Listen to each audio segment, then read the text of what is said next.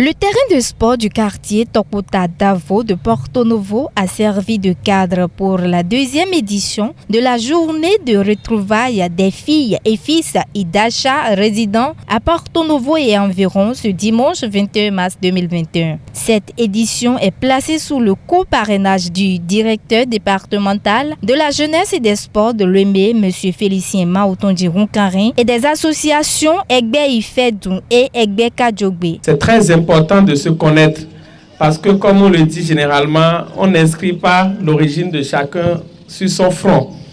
Ça fait qu'on peut se dépasser, on peut se piétiner et on peut se frapper même, alors que nous sommes issus de la même famille, de la même collectivité.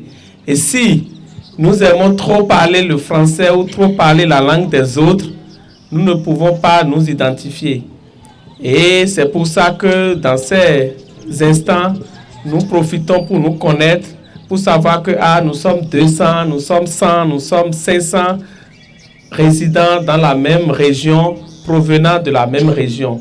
Et c'est pour ça que, sans être de cette aide culturelle, j'ai dit je vais m'associer à eux pour vous dire bonne fête. Les filles et fils de Idacha, massivement présents, ont exposé leur identité culturelle à la population de Porto Novo. Quelques impressions des participants. Quand j'ai commencé par parcourir les aînés, ça a été quand même très difficile parce qu'au départ, ils n'ont pas accepté.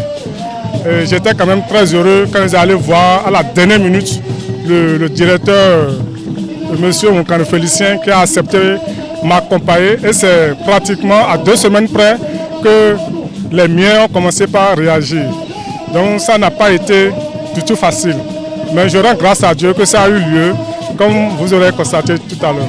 Ce qui m'anime, c'est que le fait de se rassembler en tant que les organisateurs ont profité pour adresser des messages aux enfants Idacha de se joindre à l'organisation. Je voudrais quand même attirer l'attention de mes aînés, de mes pères, mes mamans, mes frères et sœurs, résidents à Porto Novo ou non, que ce n'est que ces genres de fêtes, ce n'est que ces opportunités qui vont nous permettre de nous réunir au moins une fois l'an.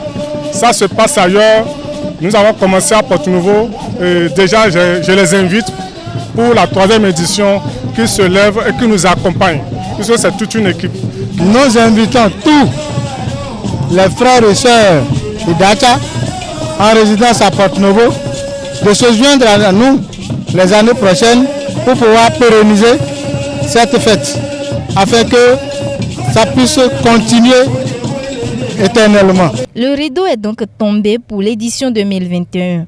Rendez-vous l'année prochaine pour la 3e édition.